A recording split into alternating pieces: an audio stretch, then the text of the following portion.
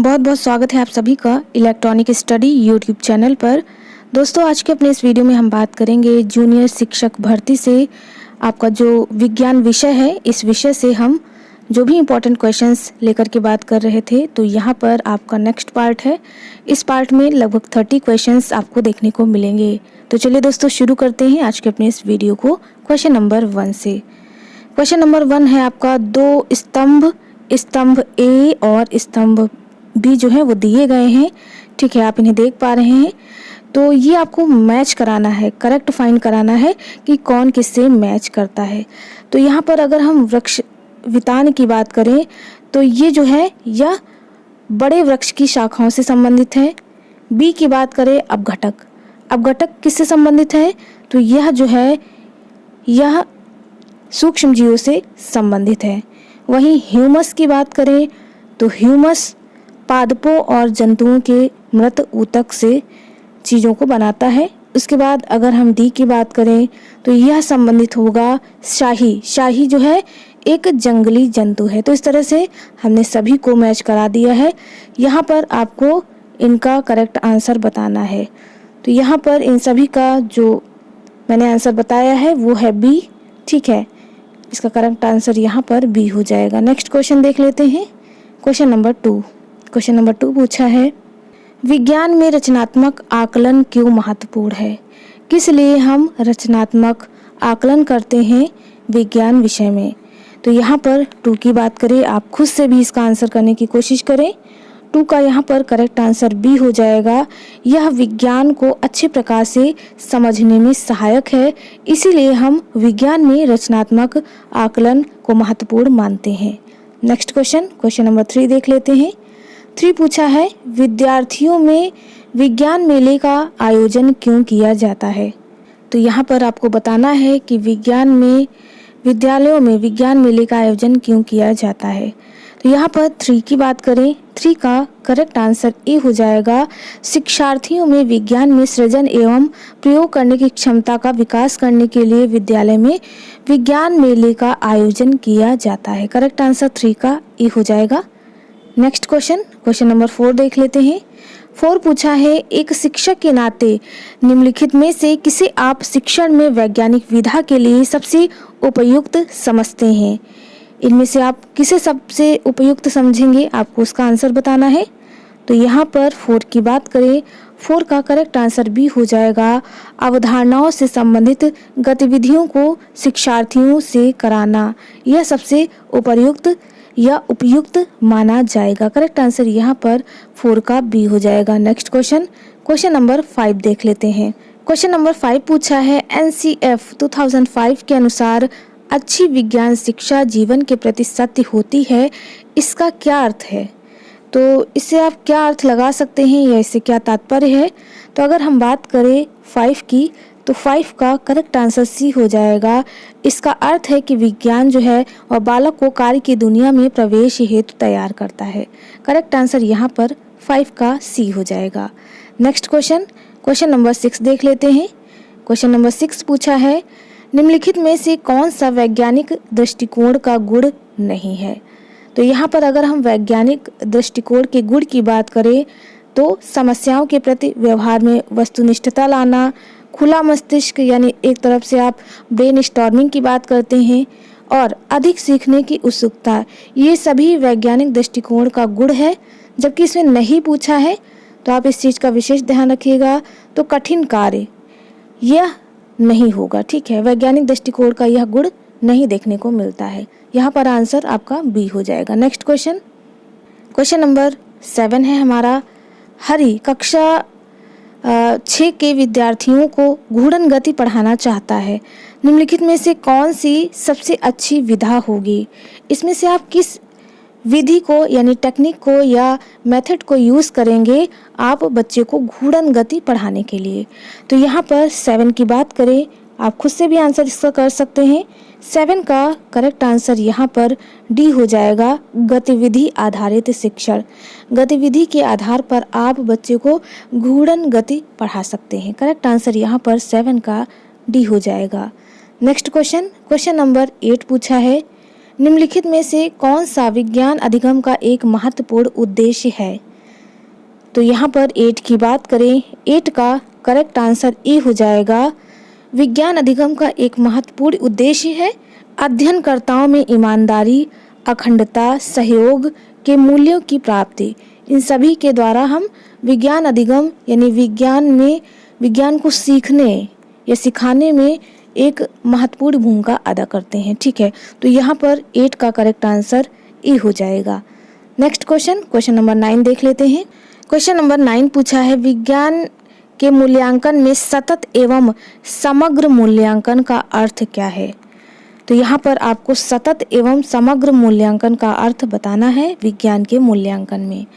तो यहाँ पर 9 की बात करें, 9 का करेक्ट आंसर ए हो जाएगा। अधिगम के आकलन हेतु सामान्य गतिविधियाँ और अभ्यास।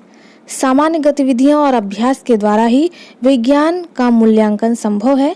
ठीक है, क्योंकि यह सतत चलेगा और समग्र में सभी चीज़ों को लेकर के चलेंगे, तो इस तरह से करेक्ट आंसर आपका 9 का ए हो जाएगा। नेक्स्ट क्वेश्चन नंबर 10 देख लेते हैं। क्वेश्चन नंबर 10 पूछा है, निम्नलिखित में से कौन सा समस्या समाधान विधि का एक चरण नहीं है? तो समस्या समाधान विधि के चरण कौन कौन से हैं? निष्कर्ष निकालना, स्थिति की कल्पना करना और समाधान का प्रयास करना।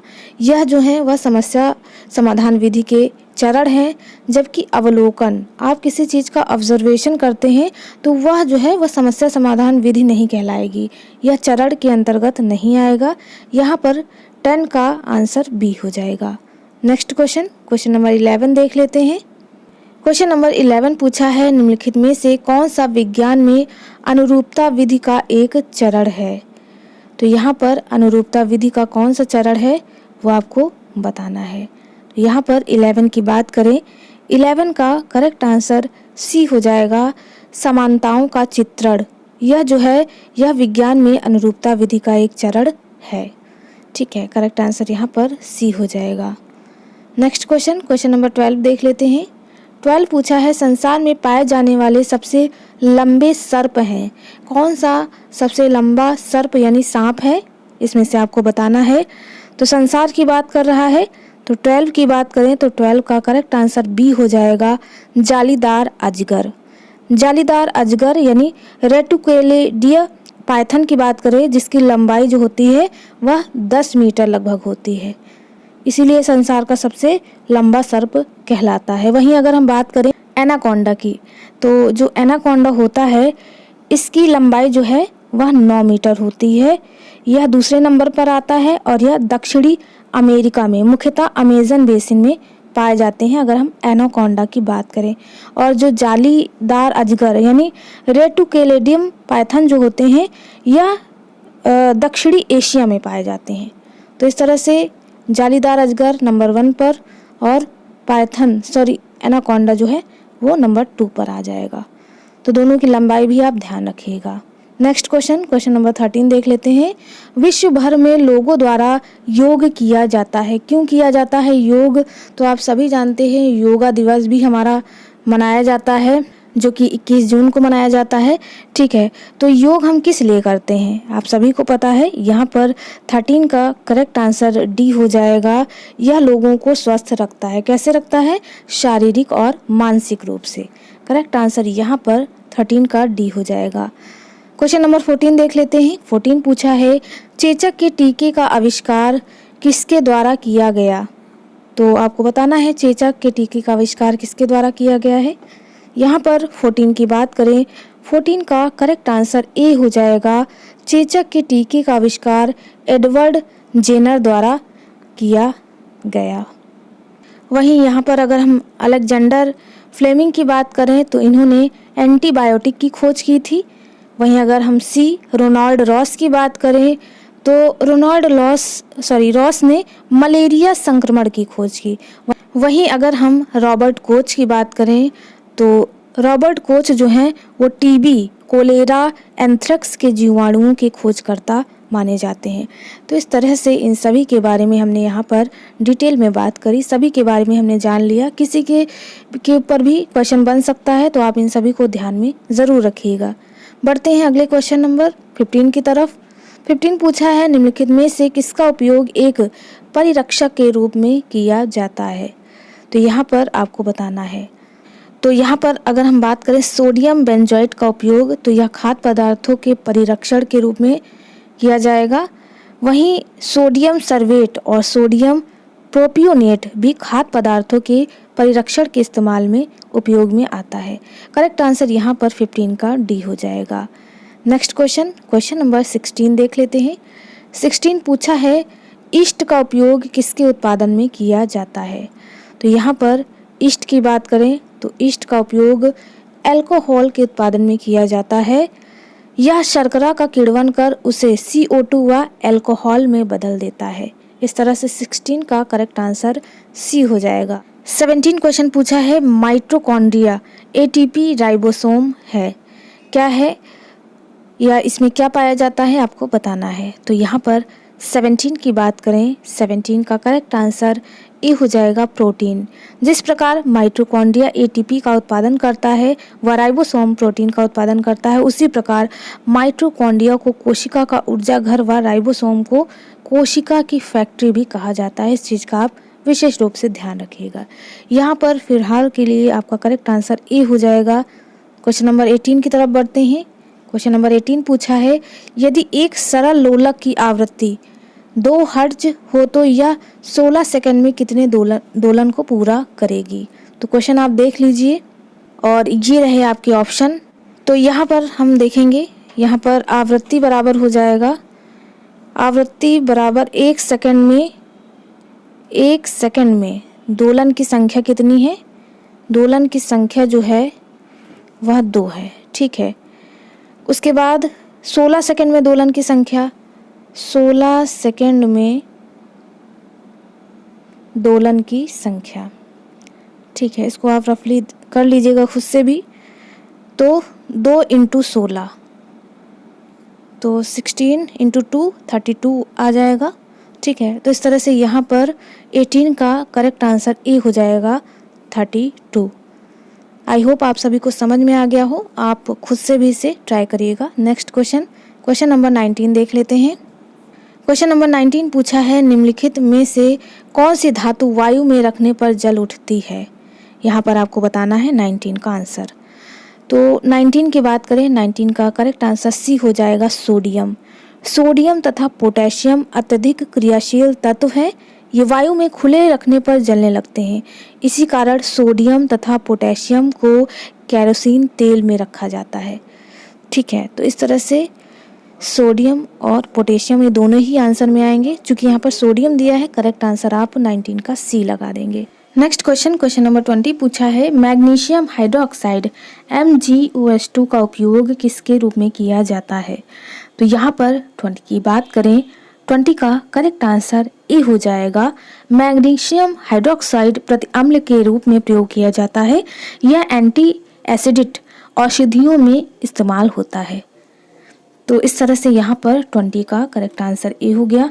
बढ़ते हैं अगले क्वेश्चन की तरफ, जो कि है क्वेश्चन नंबर 21 पूछा है निम्नलिखित में से कौन सी गैस पॉप की ध्वनि के साथ जलती है। तो यहाँ पर आपको आंसर बताना है 21 का। तो 21 की बात करें, 21 का यहाँ पर करेक्ट आंसर डी हो जाएगा हाइड्रोजन। हाइड्रोजन अत्यंत ज्वलनशील गैस है। यह वायुमंडल की ऑक्सीजन के साथ पॉप की ध्वनि में विस्फोट के साथ जलती है। इस तरह से 21 का करेक्ट आंसर डी हो गया। बढ़ते हैं अगले क्वेश्चन की तरफ, जो कि है 22। क्वेश्चन नंबर 22 पूछा है निम्नलिखित में से कौन से असंपर्क बल के उदाहरण है या बल का उदाहरण है। आपको बताना है कि इनमें से कौन सा असंपर्क बल का उदाहरण है। तो यहाँ पर 22 की बात करें, 22 का करेक्ट आंसर यहाँ पर ए हो जाएगा और सी हो जाएगा। क्योंकि यहाँ पर ऑप्शन में नहीं दिया है, लेकिन फिर भी करेक्ट आंसर आपका ए और सी होना चाहिए। अगर हम डी ऑप्शन के अंतर्गत बात करें, ए और सी होना चाहिए, ठीक है। गुरुत्वाकर्षक बल और चुंबकीय बल, वह ये दोनों जो हैं वह असंपर्क बल हैं। इनका प्रभाव बिना संपर्क के पड़ता है, जबकि पेशीय बल व घर्षण बल आदि संपर्क बल हैं, ठीक है। तो इस तरह से ए और सी जो हैं वह असंपर्क बल के उदाहरण हैं। नेक्स्ट क्वेश्चन नंबर 23 देख लेते हैं। क्वेश्चन नंबर 23 पूछा है मधुमेह रोग किस हार्मोन द्वारा नियंत्रित होता है। अगर मधुमेह रोग है तो आप किस हार्मोन के द्वारा इसे नियंत्रित करेंगे, यह आपका क्वेश्चन पूछ रहा है। तो यहाँ पर 23 की बात करें, 23 का करेक्ट आंसर ए हो जाएगा इंसुलिन। मधुमेह रोग जो होता है वह इंसुलिन हार्मोन द्वारा नियंत्रित होता है। इंसुलिन हार्मोन की बात करें तो इंसुलिन हार्मोन रक्त में ग्लूकोज की मात्रा को कम करता है। प्राकृतिक रूप से इंसुलिन जो है अग्नाशय ग्रंथि में बनता है। मधुमेह रोगियों में अगर हार्मोन की कमी हो जाए तो इसे पूरा करने के लिए औषधीय रूप में हम इंसुलिन का उपयोग करते हैं। तो इस तरह से इंसुलिन द्वारा जो है हार्मोन को नियंत्रित किया जा सकता है। करेक्ट आंसर 23 का ए हो जाएगा। बढ़ते हैं अगले क्वेश्चन की तरफ, जो कि है क्वेश्चन नंबर 24 पूछा है, निम्नलिखित में से कौन सा पेट्रोलियम का उत्पाद नहीं है। इनमें से आपको बताना है पेट्रोलियम का उत्पाद नहीं है। तो यहाँ पर अगर हम बात करें पेट्रोलियम का उत्पादक नहीं है तो बिल्कुल आंसर हो जाएगा डी, CNG। CNG का फुल फॉर्म होता है कंप्रेस्ड नेचुरल गैस। इसका घटक मीथेन है। यह पेट्रोलियम उत्पाद नहीं है।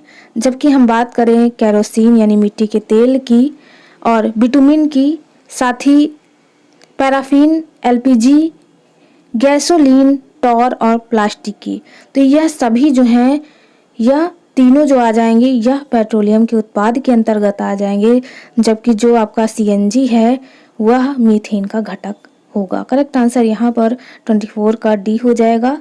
बढ़ते हैं क्वेश्चन नंबर 25 की तरफ। क्वेश्चन नंबर 25 पूछा है, रेड डाटा बुक का रिकॉर्ड रखती है। किसका रिकॉर्ड रखती है अगर हम रेड डाटा बुक की बात करते हैं? तो इसका आंसर आप सभी जानते हैं। तो यहाँ पर 25 की बात करें, करेक्ट आंसर सी हो जाएगा, संकटापन्न प्रजातियां। जो रेड डाटा बुक है वह संकटपन्न प्रजातियों का रिकॉर्ड रखती है। अगर हम रेड डाटा बुक के प्रकाशन की बात करें तो रेड डाटा बुक का प्रकाशन IUCN द्वारा पशुओं व वनस्पतियों की संकटापन्न प्रजातियों की स्थिति प्रकाशित करने हेतु किया जाता है। इस तरह से करेक्ट आंसर 25 का सी हो गया। बढ़ते हैं क्वेश्चन नंबर 26 की तरफ। क्वेश्चन नंबर 26 पूछा है, जूते के सोल असमतल क्यों किए जाते हैं? तो यहाँ पर करेक्ट आंसर ए हो जाएगा, जड़त्व बढ़ाने के लिए। जूते का सोल रिफ्रैक्शन या घर्षण बढ़ाने के लिए असमतल बनाया जाता है जिससे कि फिसलन ना हो। ठीक है, इस तरह से करेक्ट आंसर ए हो जाएगा। बढ़ते हैं क्वेश्चन नंबर 27 की तरफ। 27 पूछा है, सारिका ने आशुत जल एक बोतल में लिया और पता लगाने की कोशिश की कि वह विद्युत का सुचालक है या नहीं। उसे क्या प्राप्त होने की संभावना है? तो यहाँ पर ऑप्शन देख लेंगे कि इसे मतलब सारिका को क्या प्राप्त होने की संभावना है। तो ये हैं आपके ऑप्शन। तो यहाँ पर करेक्ट आंसर की बात करें, सी हो जाएगा, यह एक विद्युत रोधी है। आशुत जल में विद्युत का चालन नगण्य होता है, अतः आशुत जल एक विद्युत रोधी है। जबकि साधारण जल में कैल्शियम, मैग्नीशियम आदि आयन उपस्थित होने के कारण यह विद्युत का चालक होती है। तो इस तरह से यहाँ पर आप सी का करेक्ट आंसर 27 का करेक्ट आंसर सी लगाएंगे। बढ़ते हैं अगले क्वेश्चन की तरफ, जो कि है क्वेश्चन नंबर 28 पूछा है, निम्नलिखित में से कौन सा कथन सत्य नहीं है? सबसे पहले आप क्वेश्चन पर ध्यान दें, सत्य पूछा है या असत्य पूछा है? तो इसमें सत्य नहीं पूछा है, इसमें से आपको इनकरेक्ट फाइंड करना है। तो यहाँ पर देख लेते हैं कौन सा इनकरेक्ट होगा। तो यहाँ पर पहले करेक्ट फाइंड कर लेंगे। ए देख लेते हैं। ए पूछा है, सभी भवनों के विद्युत परिपथों में फ्यूज लगाए जाते हैं। तो यह करेक्ट हो जाएगा, सत्य कथन है। बी दिया है, यदि परिपथ में उपयुक्त फ्यूज लगाया जाए तो सुरक्षित सीमा से अधिक विद्युत धारा होने पर यह उड़ जाएगा। ये भी आपका स्टेटमेंट सही है। सी देख लेते हैं। सी कह रहा है कि किसी विद्युत परिपथ में सुरक्षित प्रवाहित होने के लिए विद्युत धारा की न्यूनतम सीमा है। तो ये भी स्टेटमेंट आपका करेक्ट है। वहीं पर अगर हम डी की बात करें तो विद्युत परिपथ में सुरक्षित प्रवाह के लिए विद्युत धारा की कोई न्यूनतम सीमा नहीं होती, यद्यपि अधिकतम सीमा होती है। तो यह स्टेटमेंट सही नहीं है। यहाँ पूछा है कि निम्नलिखित में से कौन सा कथन सही नहीं है, या कौन सा कथन आपको सही नहीं लगा। तो इस तरह से 28 की बात करें तो डी जो है वह इनकरेक्ट है। बढ़ते हैं अगले क्वेश्चन की तरफ, जो कि है 29 पूछा है, निम्नलिखित में से किस स्थान की चक्रवात में सबसे अधिक प्रभावित होने की संभावना है? स्थान आपको यहाँ पर देखना है और बताना है। तो 29 की बात करें, 29 का करेक्ट आंसर डी हो जाएगा पुरी। भारत में उड़ीसा, पश्चिम बंगाल, आंध्र प्रदेश, तमिलनाडु व गुजरात राज्य चक्रवात से प्रभावित होते हैं। इनमें पूर्वी तट के चक्रवातों की तीव्रता भी अधिक होती है। इस कारण उड़ीसा का पुरी शहर अन्य विकल्पों की तुलना में चक्रवात से अधिक प्रभावित होता है। तो जो पुरी है वह उड़ीसा राज्य का है हिस्सा, ठीक है।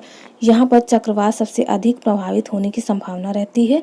करेक्ट आंसर डी हो जाएगा 29 का। क्वेश्चन नंबर 30 पूछा है, पृथ्वी पर ऋतुएं बदलती हैं क्योंकि, किस कारण पृथ्वी पर ऋतुएं बदलती हैं? तो यहाँ पर 30 की बात करें, 30 का करेक्ट आंसर डी हो जाएगा।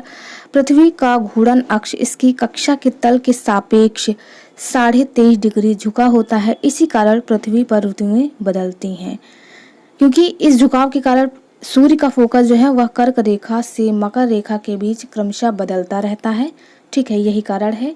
तो करेक्ट आंसर यहाँ पर डी हो गया। तो दोस्तों आज के इस वीडियो में हम 30 नंबर क्वेश्चन पे रुकेंगे। इसके नेक्स्ट वीडियो में हम कुछ और क्वेश्चंस के साथ उपस्थित होंगे। उम्मीद और आशा है आप सभी को हमारा यह वीडियो पसंद आया हो। चलिए दोस्तों, मिलते हैं अपने एक नेक्स्ट वीडियो में एक नए टॉपिक के साथ। तब तक के लिए आप सभी का बहुत बहुत धन्यवाद। Thank you friends, keep watching and share to others.